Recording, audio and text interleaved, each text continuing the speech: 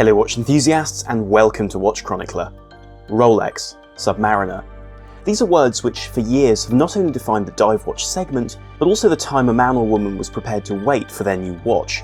This year we've seen potentially the most comprehensive reform of this diving icon across the whole range in a single sweep.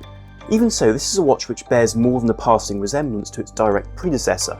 With this in mind, I'd like to answer a very serious question with both the previous reference 116610 and the new reference 126610. Should you buy the new Rolex Submariner or not? Before I begin, I must thank Chronext for making this video possible by sponsoring it, providing both of these watches for the review, their facilities, and delightful staff in their London boutique on Fleet Street. To give you an idea of what Chronext do, they're the leading watch seller in Europe, with a network of pickup points and boutiques to make the buying experience very easy. Additionally, if you want to sell your watch, you can choose between simply selling it to Chronext or consigning it to them for sale, so they keep the watch whilst the sale is taking place, but it remains your watch. Altogether, Chronext have over 7,000 watches available, and many such as those in this video, which would not be available easily from a retailer.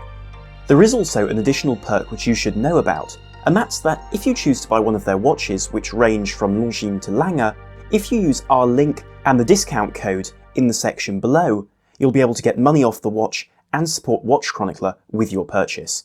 So if you're in the market for a watch, do have a look at what Chronext have to offer. Now back to the Rolex Submariner and whether you should be putting your hard-earned money into one. At this point I should make a confession. I've never felt the slightest desire to buy one. The Sea Dweller, absolutely, but the Sub, not really. For me, it's always been a starting point from which Rolex innovated in new directions.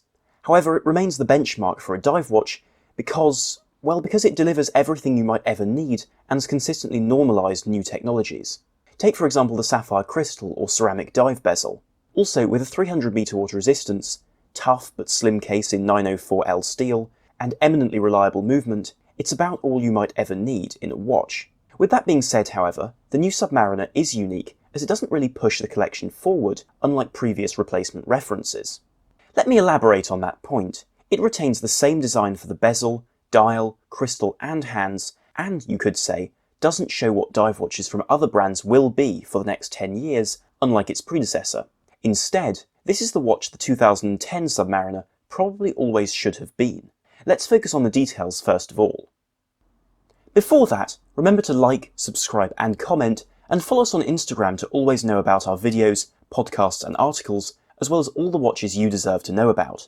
Speaking of that, head over to watchchronicler.com to access the brunt of our UK-based content about watches and anything related. The most major change is of course the fractionally enlarged case, which grows from 40 to 41mm. If ever there was a watch to demonstrate that the measurements of a watch are much less important than the quality of the design, this would be it. The watch feels exactly the same size as the previous version, yet on the wrist feels slightly more stable courtesy of thinner lugs, thus ending the tenure of Rolex's maxi case, as well as the new lug width of 21mm. Similarly, the mid case has been put on a diet, whilst the crown guards have been shrunken, as was seen in the early 1960s, when the squared-off Submariner crown guards were shaven. Something worth noting is that these retain the post-2010 shape, but simply are reduced in width. Still, I'm sure that you've all already heard of these changes to the overall design of this subaquatic icon. In reality, the more interesting changes appear on the dial of the new watch. You see, Rolex haven't just retained the undeniably beautiful, glossy lacquered surface they've become known for, but have instead fixed a key few oddities of their range. First and foremost, Rolex have worked on the hands. The second hand is now better balanced, the minute hand reaches the markers far better than it used to, and most importantly for me, the hour hand now has a wider, stubbier demeanour which returns to the pre-ceramic proportions with an emphasis on the circular element of the hand. Of course these hands, like the markers, remain white gold. Another touch not to miss is the coronet, now placed within the Swiss-made designation and moves below the second track, the correct place in my opinion. This is matched by a beefed-up Submariner designation to produce a brand new watch which, for anyone but the most anal of enthusiasts, will look exactly the same from any distance greater than about 1.5 feet. So the question remains, should you buy the new Rolex Submariner? Empirically speaking, it represents the next generation for the Submariner, as within it is the new caliber 3235, with a new architecture, 70-hour power reserve, and Rolex's high-efficiency chronogy escapement. It replaces the caliber 3135, the movement launched in 1988, which powered Rolex's sports watches ever since. As such, this is an important stage, as initially released in less popular models, the placement of this movement in the Submariner shows that Rolex deems it ready to become the brunt of the brand's defence against its competitors for perhaps the next 30 years. Still, there remain plenty of reasons to shy away from the new model, aside from the somewhat higher prices currently commanded by them. Firstly, the most recent Submariner marks the end of Rolex keeping a standard lug width, with 21mm being an irritating choice for most straps. Furthermore, there remains a concern in mind: the movement. Whilst trying both of these watches out, I got a feeling that the newer piece wasn't quite ready yet.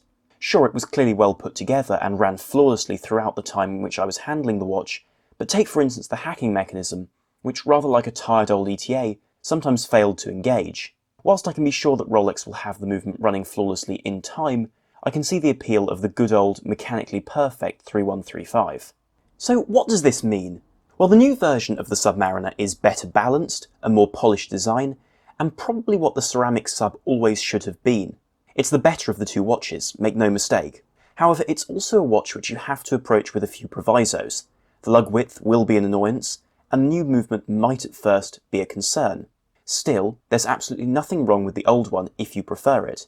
In fact, I think that its wide-lugged stance might become a Rolex classic, because it was produced when Rolex tried, and for some failed, to keep the classic Submariner size and still make it fit modern expectations. In any case, if you like the older 40mm sub, don't think the new one should stop you from buying it. It really shouldn't. Nevertheless, if you can justify the cost, and you prefer the appearance of the 126610, the new model, it's a stunningly made watch and will suit modern luxury tastes better than the previous version. So what do you think? Should you choose the new Rolex Submariner over the old one? Anyway, thank you very much for watching, and remember to like, share and subscribe. This is Armon from WatchChronicler.com. Out.